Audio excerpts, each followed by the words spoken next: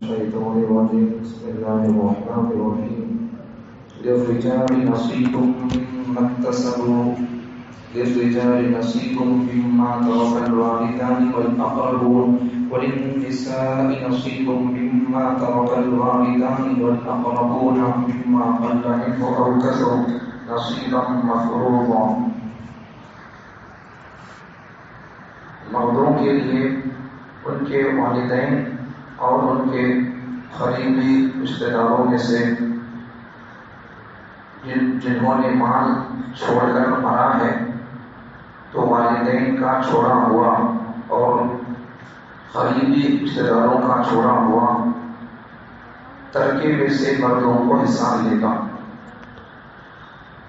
عورتوں کے لیے بھی ان کے ماں باپ یا ان کے قریبی رشتہ داروں کا چھوڑا ہوا ترکہ اور میراث میں حصہ ملے گا، چاہے وہ تھوڑا ہو یا زیادہ، ان کو حصہ ملنا طے مل کر ملے گا. نصیب مفروض. اب یہ کسی کتنا حصہ ملے گا یہ اللہ کی طرف سے مقرر کیا جا چکا ہے. مردوں کے لیے ان کے والدین اور ان کے قریبی رشتہ داروں کے مال کا چھوڑا ہوا حصہ ملے گا. عورتوں کے لیے بھی ان کے ماں باپ یا ان کے قریبی رشتہ داروں کے چھوڑے ہوئے مال میں سے حصہ ملے گا، چاہے وہ مال چھوڑا ہوا تھوڑا ہو یا زیادہ، دونوں کو حصہ ملے گا.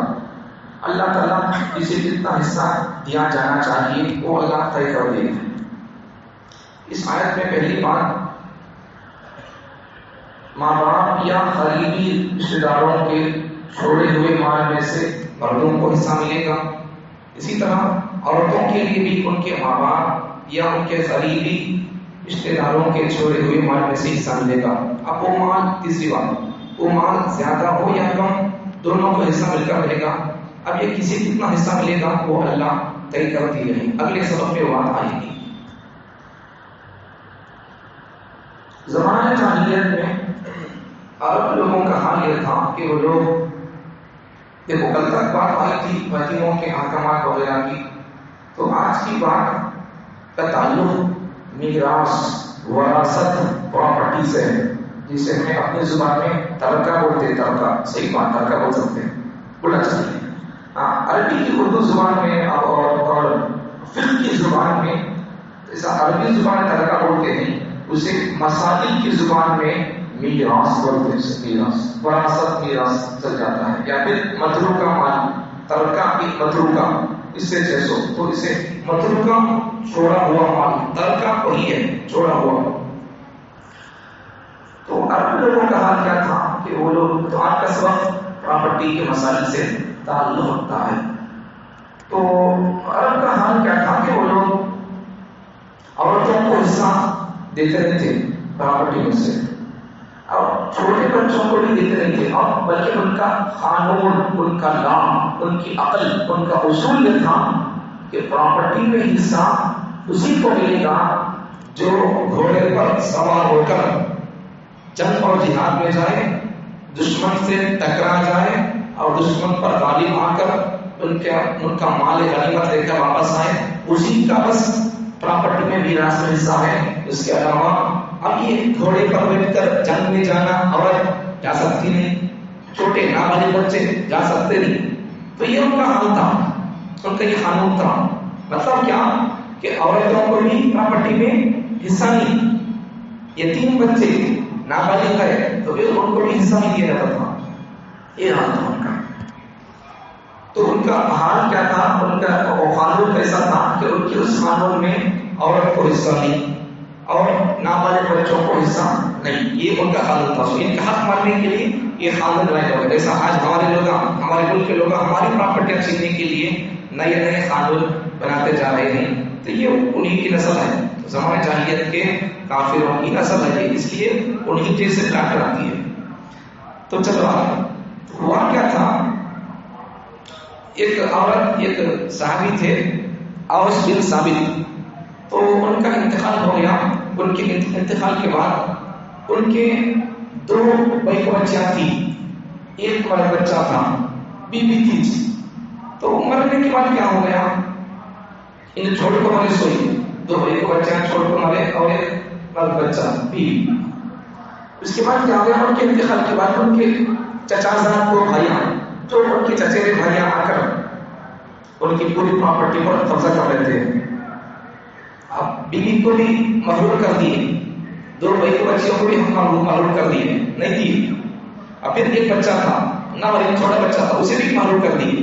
پورے مال پر ان کے دو چچیرے بھائیاں قابض ہو کر پورے مال کو اپنے ہینڈل کر لیے. اور وہ حضرت اوس بن ثابت کی بیوی انہوں بولے کہ تمہیں یہ دستور تھا زمانہ جاہلیت کا, ایسا کوئی مر جاتا تھا تو اس کے قریبی اس کے چچا کے بھائیاں یا کوئی آخری سامان پر قبضہ کر لیتے تھے. تو وہ حضرت اوس بن ثابت بیوی کو انہوں نے کیا کہا, تمہیں ہمارے مال کو قبضہ کرنے جو بھی تم یہ کام کر لو, یہ لوگ قبضہ نہ کرو نہیں بول رہے, تمہیں شام کو بھرے کرتے ہیں, ذرا یہ کام کر لو. کام کیا ہے, میرے تو بھائی بچہ ہے, اب تمہیں دونوں بھیجا, ہمارے دو بچوں شادی کر لو, میرا بھی ذرا بوجھ ہلکا ہو جاتا, اب یہ فریضے سے میں بھی شروع ہو جاتا ہوں. ایسا مطلب نہیں ہے بچوں کو شادی کرنا, یہ میرے پر فریضہ ہے, تو میں اگر تمہیں دونوں بھیا ہمارے بچوں سے شادی کر لیے تو میرے اوپر سے ذمہ داری ہلکی ہو جاتی ہے. بولتی بیوی صاحب کی بیوی, تو انہوں اسے مانتے نہیں, قبول نہیں کرتے. اب پھر وہ کیا کرتی, نبی صلی اللہ علیہ وسلم کے پاس یہ شکایت کر جاتی, دیکھو ہمارے شوہر کا انتقال ہو گیا, اب ہمارے کو دو بھائی بچے ہیں, ایک بڑا بچہ ہے, اب پھر میں بھی بیوہ ہو گئی ہوں, اب ہمارے ماں ہمارے شوہر کے چھوٹوں کو ملے گی ترکہ پراپرٹی میراث, تو وہ ان کے چچا کے بھیا آ کر پورا قبضہ کر لی. اور میں بول رہا ہوں ان کو لیونا بول کر نہیں بول رہا ہوں, اب وہ ظالم ہوتا ہے. اب ظالموں کے خلاف میں کیا تو بولے تو وہ لوگ ذات پر حملہ کر دیتے ہیں, اب تو مال پر حملہ کر رہے ہیں. اب ظالموں کے خلاف کیا تو بولے پھر کیا ہو جائے گا, ذات پر حملہ کر دیں گے.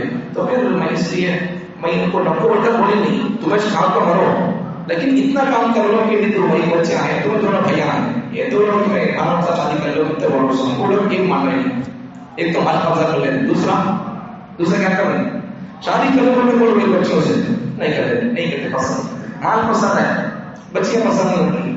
اب اس کے بعد نبی صلی اللہ علیہ وسلم شکایت یہ کریں گے بیوہ اور حضرت اوس بن ثابت بھی. تو اس کے بعد وہ نبی صلی اللہ علیہ وسلم اس وقت تک ابھی پراپرٹی کے مسائل کی آیتیں احکامات مسائل نازل نہیں ہوئے تھے. تو اللہ نبی صلی اللہ علیہ وسلم اللہ پر بھروسہ کرتے ہوئے خاموش اختیار کر دیتے ہیں, وہی آئے گی اللہ پیغام بھیجے گا جواب میں دوں گا بول کر کچھ دیر کے نبی صلی اللہ علیہ وسلم توقف کرتے ہیں, خاموشی سکون اختیار کرتے ہیں, وہی آ جائے گی جواب دوں گا. تو یہاں سے سبق سمجھنے کی بات کہ اگر کسی کو کوئی بات معلوم نہ ہو, اگر آپ مجھ سے کوئی مسئلہ پوچھتے نہیں تو مجھے معلوم نہیں ہے پڑھے سنے یا نہیں پڑھے, یا پھر کبھی پڑھے تھے اب یاد نہیں ہے, تو اس وقت میں اگر کوئی بندہ اگر مسئلہ پوچھتا ہے نہیں مجھے معلوم نہیں ہے, یا پھر میں پڑھا ہوں اب مجھے یاد نہیں ہے, بعد میں بولتا ہوں, ایک دن کے بعد بولتا ہوں, یا شام میں بولتا ہوں, یا پھر کل بولتا ہوں ایسا, یا پھر اگلے جمعے بیان میں آپ کا جواب آ جائے گا, تو اس وقت سوال پوچھنے والا بندہ وہ کیا معاملے میں دیوانہ ہوگا, یہ نہیں سمجھنا.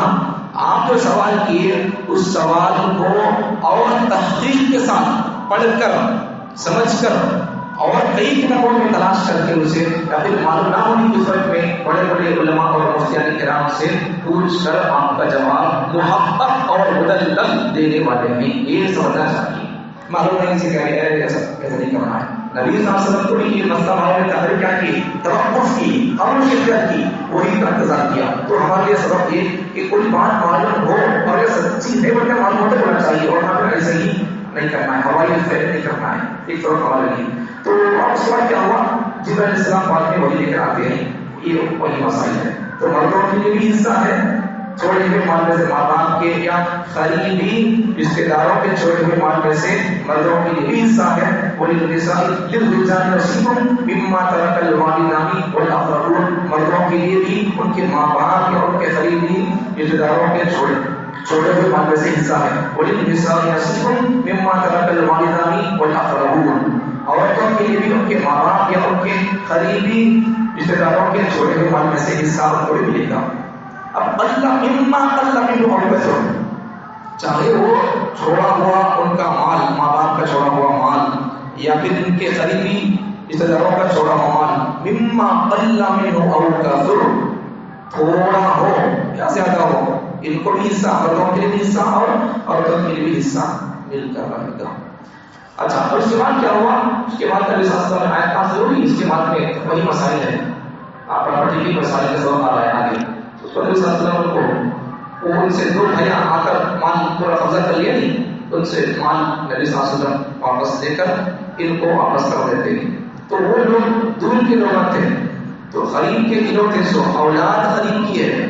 اب بیوی کو کتنا ملتا ہے وہ اگلے سبق میں آئے گی، ذرا ویٹ کرو، انتظار کرو. بیوی کے لیے کتنا حصہ ملے گا؟ شوہر کی پوری پراپرٹی میں سے پوری پراپرٹی کو کاؤنٹ کر کے بیوی کو پورے شوہر کی پراپرٹی میں سے 8واں حصہ کتنا ہو سکتا ہے؟ 8واں حصہ بیوی کو مل جائے گا. اس کا پھر اب اسے کتنے بچے تھے بیوی کو؟ یہ اور حضرت بن ثابت کی بیوی کو کتنے بچے تھے؟ 2 مرد بچے.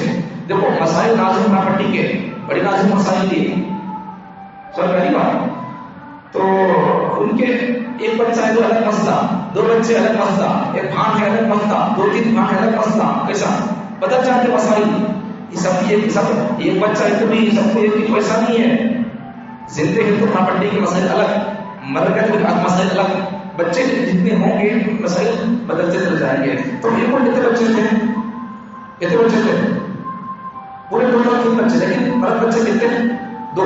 مرد بچہ ایک بچہ 2 کیسے بیوی تھی. اب بیوی کو شوہر کے مال میں سے پراپرٹی میں سے حصہ ملے گا 8واں حصہ. پوری پراپرٹی کو کاؤنٹ کر کے دیکھیں گے، دیکھ کر 8واں حصہ کتنا ہوگا وہ اس کو ملے گا. مثال کے طور پر سمجھانے کے لیے ایک مثال دیتا ہوں. مثال کے طور پر سمجھو کہ شوہر 100 روپے چھوڑ کر گیا، سمجھنے کے لیے چونکہ شوہر اگر 100 روپے چھوڑ کر گیا تو اس میں سے 8واں حصہ کتنا ہوگا؟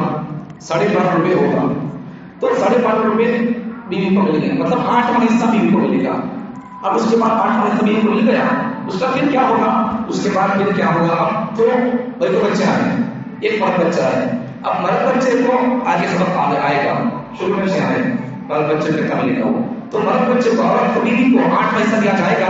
8واں حصہ دینے کے بعد پھر بقیہ مال میں سے بقیہ مال کو اسے کیا کریں گے؟ بقیہ مال میں سے اس کو 2 حصے کریں گے. 2 حصے کر کے ان کا مسئلہ بڑی سیا، ان کا مسئلہ کیا ہے؟ ان کو 2 بھائی کے بچے تھے، ایک مرد بچہ تھا، تو بیوی کو 8واں حصہ مل گیا. اس کے بعد پھر پورے مال کو 2 حصے کر دیے. 2 حصے کر کے آدھا حصہ مرد بچے کو دے دیے، بقیہ آدھا حصہ تھا اس میں 2 اور بچوں کو بانٹ دیتے. تو یہ حصہ ہے. تو بات سمجھ آ رہی؟ تو خلاصہ کیا ہے کہ بیوی کے لیے 8واں حصہ، مرد بچہ تو اس کے لیے ڈبل حصہ ملے گا. اب پھر عورت بچیاں ہیں، بچی ہے تو اس کے لیے سنگل حصہ ملے گا. تو اب یہ کسے کتنا حصہ ملے گا اللہ وہ بیان کرتے ہیں. نصیب و مفروضہ وہی اشارہ ہے کہ یہ کسے کتنا حصہ ملے گا وہ مقرر کیا جا چکا ہے. کسے کتنا آپ بتائیں گے بیوی کو 8واں حصہ، یہ اگلے سبق میں آنے والا ہے. اس طرح کے سبق میں سب مسائل ہیں، میں پہلے بول رہا ہوں آپ کو. تو کسے کتنا حصہ ملے گا وہ ہمیں میرا بچہ ہے، میری پہلی بیوی کا بچہ ہے، اب میری دوسری بیوی کا بچہ ہے. پہلی بیوی گوری تھی، اب میری دوسری بیوی کالی ہے. گوری بیوی کے بچے تو گورے بچوں کو بھی سمجھاتے تھے، کالی بیوی کے بچے. یہ ہماری عقل کا فیصلہ نہیں ہے، ہماری پوری شریعت اللہ کے احکامات اور اللہ کی مرضی کے تابع ہے. ہم ہر چیز میں اللہ کو فالو کرنا ہو، رسول اللہ کو فالو کرنا ہو. گوری بیوی کے بچے گورے الگ دیتا ہوں، کالی بیوی کے بچے کالے کپڑے نہیں دیتا. یہ ہماری شریعت، ہمارے لا ہماری عقل کامیابی شریعت میں.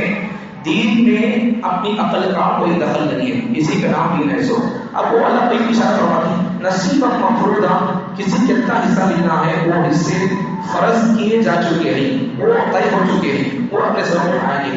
تو بات سمجھ میں آ گئی. تو خلاصہ کیا ہے؟ عرب کے لوگ پراپرٹی نہیں دیتے تھے، تو پراپرٹی عورتوں کی بھی ہے. ان کا قانون اور ان کا خیال کیا تھا؟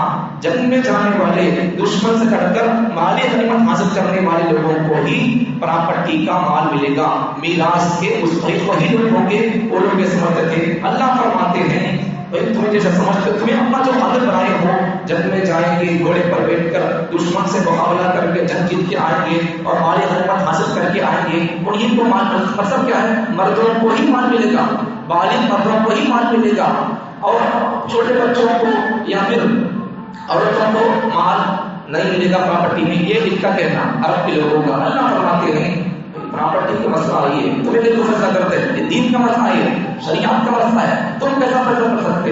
اللہ بولتے ہیں ہمیں بول رہے سو عورتوں کو بھی حصہ ملے گا.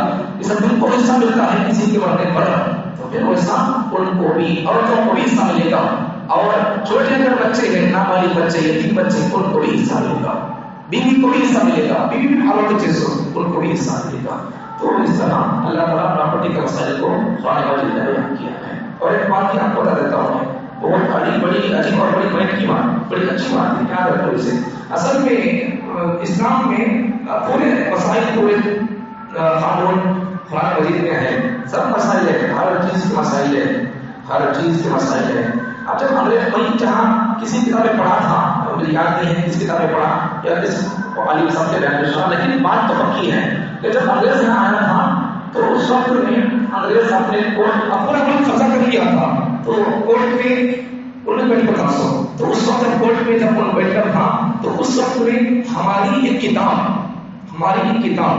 عربی مدرسے میں پڑھائی جانے والی کتاب ہدایہ، اس ہدایہ کا ٹرانسلیشن، ترجمہ اور اس کے مسائل کے اصول، ان اصول کو ہدایہ کتاب کے ذریعے سے ہمارے مسائل اور فیصلے کیسے ہوتے ہیں، ان اصول کو کسی عالم صاحب کے ذریعے سے، کتاب کے ذریعے سے، اس ہدایہ کتاب 4 جلدوں میں ہے، 4 جلد میں، اتنی موٹی موٹی کتاب، 4 ایسے ایڈیشن ہے، تو وہ 4 جلدوں کے اس کا خلاصہ اور اس کے اصول کسی عالم صاحب اور کتابوں سے انگریز دے لیا، پھر کورٹ میں ہمارے اسلامی شریعت کے مطابق اصولوں کا فیصلہ کرتا تھا۔ اب ہمیں یہاں سے سمجھ سکتے ہیں کہ انگریز دشمن رہ کر بھی ہمارے اسلامی قانون کے مطابق یہاں جب ملک میں آیا تھا ہند میں، تو پھر ہمارے اللہ کے قرآن اور حدیث کے مطابق جو کتاب لکھی گئی ہے ہدایہ نام کی، اس ہدایہ کے اصول میں انگریز فیصلہ کر سکتا تھا، تو پھر ہمیں اللہ کو ماننے والے لوگ صاحب ہمیں کیوں نہیں کرنا اللہ کی کتاب اور اللہ کے نبی کے حدیثوں کے مطابق فیصلے؟ جب وہ دشمن ہو کر اسلام سے باہر رہ کر وہ بندہ انگریز جب اللہ کے کلام اور حدیثوں کو فیصلہ کرنا چاہتا تھا، اصول منگوا لیا تھا، تو پھر ہمیں اللہ کو ماننے والے، پھر ہمیں کیوں نہیں کرنا چاہیے؟ کرنا چاہیے۔ البتہ اتنی بات ہے، کس کے پاس کتنا مال ہے، کتنی پراپرٹی ہے، وہ اپنے ماحول اور معاشرے کے، اپنی ریاست کے اور اپنے قریبی علماء اور اس کے کرام سے پوچھ کر، دیکھو میرے پاس اتنی پراپرٹی ہے، اتنے بچے ہیں، مجھے 4 بیویاں ہیں، مجھے 3 بیویاں ہیں، میری بیوی کے اتنے بچے ہیں، سب بول کر اسی عالم صاحب کے پاس جا کر بول کر آپ میرے پاس اتنا مال ہے، اتنے بول کر آپ بولیں گے تو پھر آپ کے مال کو ہم کاؤنٹ کریں گے، اسے کتنا ملتا، یہ قرآن حدیث کے اصول کو رکھ کر کاؤنٹ کر کے ان کو اتنا ملتا، ان کو اتنا ملتا، وہ سب آپ کو تقسیم کر دیں گے۔ کوئی بھی عالم صاحب، اب جب وہ ایک بات بولتا ہوں آپ کی جو بات نبی صاحب کے پاس وہ اور جا کر وہ صحابی کے پاس جا کر شکایت کری تو نبی صاحب نے کمال لیے کیا نہیں لیتے؟